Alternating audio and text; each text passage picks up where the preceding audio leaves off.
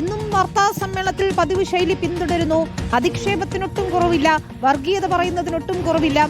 ഒപ്പം മാധ്യമപ്രവർത്തകനെ തീവ്രവാദി എന്ന് വിളിക്കുന്നതിലേക്ക് വരെ എത്തിയിരിക്കുന്നു വെള്ളാപ്പള്ളി നടേശന്റെ നിലവാരം. വിനീത, അത് തന്നെയാണ്. അതായത് കഴിഞ്ഞ ദിവസം ശിവഗിരിയിലുണ്ടായ ചോദ്യം ചോദിക്കലുമായി ബന്ധപ്പെട്ടുള്ള പ്രകോപനം, അതിന്റെ അമർഷം തീർക്കാനായിരുന്നു വെള്ളാപ്പള്ളി ഇന്ന് യഥാർത്ഥത്തിൽ വാർത്താ സമ്മേളനം വിളിച്ചുകൂട്ടിയത്. വാർത്താ സമ്മേളനം തുടങ്ങിയത് തന്നെ ശിവഗിരിയിലെ വിഷയം പറഞ്ഞു വെച്ചാണ്. പിന്നീട് റിപ്പോർട്ടർ ടിവിയുടെ റിപ്പോർട്ടർ റാഹിസ് റഷീദിനെയും അധിക്ഷേപിക്കുന്നതിലേക്ക് കാര്യങ്ങൾ എത്തി. റിപ്പോർട്ടർ ടിവി തന്റെ ചോര കുടിക്കുന്നതിനായിരുന്നു വെള്ളാപ്പള്ളി പറഞ്ഞത്. മൈക്ക് കുത്തിക്കേറ്റി വെച്ച് ചോദ്യങ്ങൾ ചോദിക്കുന്നു. മാത്രമല്ല, റാഹിസ് റഷീദ് തീവ്രവാദി എന്നുള്ളതായിരുന്നു വെള്ളാപ്പള്ളിയുടെ അധിക്ഷേപ പരാമർശം. ഇതിന് പിന്നാലെ ആവർത്തിച്ച് മാധ്യമപ്രവർത്തകർ ചോദ്യം തിരിച്ചു ചോദിക്കുകയും ചെയ്തു. പ്രത്യേകിച്ച് എന്തടിസ്ഥാനത്തിലാണ് തീവ്രവാദി എന്ന് പരാമർശിച്ചെന്നുള്ളതായിരുന്നു പ്രധാന ചോദ്യം. അതിന് വെള്ളാപ്പള്ളി പറഞ്ഞത് MSF-കാരനായതുകൊണ്ടാണ് ഇത്തരത്തിൽ തീവ്രവാദി എന്ന് പറഞ്ഞത്.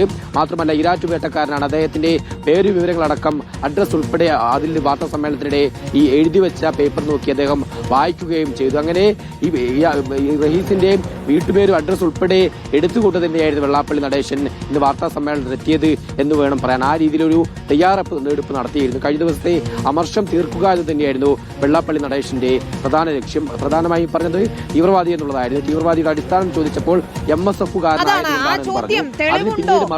അടിസ്ഥാനത്തിലാണ് പറയുന്നത് എന്ന് ചോദിച്ചപ്പോൾ ആദ്യം പറയുന്നു കേട്ടുകേൾവിയുണ്ട്, പിന്നീട് എനിക്ക് എത്തരം ഇൻഫർമേഷൻ ഉണ്ട് എന്ന് പറയുന്നു. റഹീസ് എന്ത് ഇൻഫർമേഷൻ ആണെന്ന് ചോദിച്ചാൽ അതിന് ഉത്തരമില്ല, അതിലും തട്ടിക്കയറലാണ്.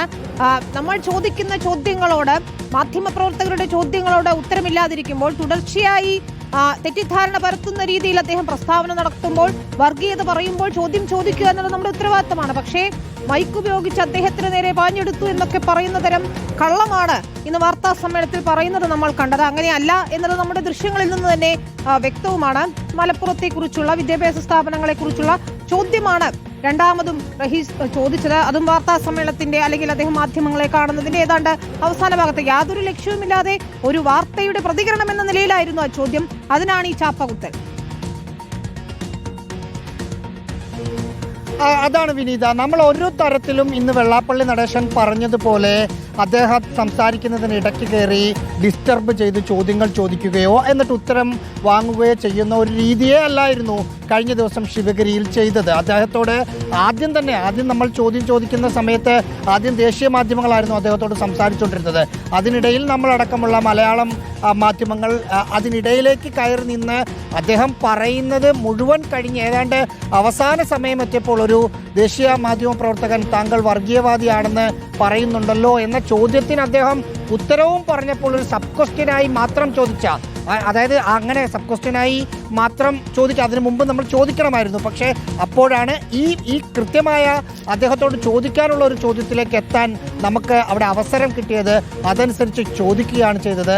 അതിനൊരു ഉത്തരവും അദ്ദേഹത്തിന് കിട്ടിയില്ല. എന്നിട്ട് അദ്ദേഹം മുൻപ് വിദ്യാർത്ഥിയായിരുന്ന കാലത്ത് നടത്തിയ രാഷ്ട്രീയ പ്രവർത്തനം, ഒപ്പം നാട്, പേര് ഒക്കെ സൂചിപ്പിച്ച് വർഗീയവാദിയാണ് എന്ന് പറയുകയായിരുന്നു വെള്ളാപ്പള്ളി നടേശൻ ചെയ്തത്. നമ്മൾ ഒരു എന്താ പറയുക, ആരോ ഒക്കെ ചോദിച്ചു കേസുണ്ടോ എന്ന് വരെ ചോദിക്കുന്നത് കേട്ടു.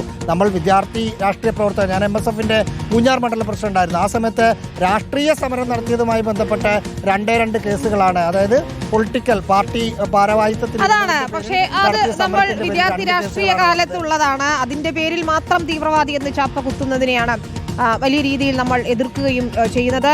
Thank you. റഹീസ് റഷീദാണ് ചേർന്നത്, ഒപ്പം ശരത് SS-ഉം. ഏതായാലും വെള്ളാപ്പള്ളി നടേശന്റെ വിവാദ പരാമർശം തീവ്രവാദി എന്ന് മാധ്യമപ്രവർത്തകരെ ചാപ്പകുത്തിയത് അത് തന്നെയാണ് വലിയ രീതിയിൽ വിമർശനങ്ങൾക്ക് ഇടവെക്കുകയും ചെയ്തിരിക്കുന്നത്. റിപ്പോർട്ടർ ടിവിയെ പിന്തുണച്ചെത്തിയിരിക്കുകയാണ് പ്രതിപക്ഷ നേതാവ് VD സതീശൻ. എന്തടിസ്ഥാനത്തിലാണ് മാധ്യമപ്രവർത്തകനെ തീവ്രവാദി എന്ന് വിളിച്ച് അധിക്ഷേപിക്കുന്നതെന്നാണ് VD സതീശൻ ചോദിച്ചത്.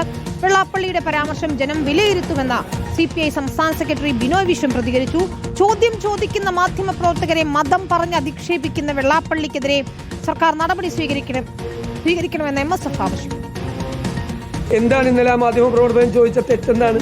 വല്ല തെറ്റും ചോദിച്ചോ? അദ്ദേഹത്തോട് ചോദിച്ചു, നിങ്ങൾക്ക് ഈ പറയുന്ന വിദ്യാഭ്യാസ സ്ഥാപനം കിട്ടിയില്ല എന്ന് പറയുന്ന 3 ജില്ലകളിൽ നിങ്ങൾക്ക് സ്ഥലമുണ്ടോന്ന് ചോദിച്ചു. സ്ഥലമുണ്ടെന്ന് പറഞ്ഞു. എന്നിട്ട് വിദ്യാഭ്യാസ സ്ഥാപനം കിട്ടിയില്ലെന്ന് ചോദിച്ചു. കിട്ടിയില്ല എന്ന് പറഞ്ഞു.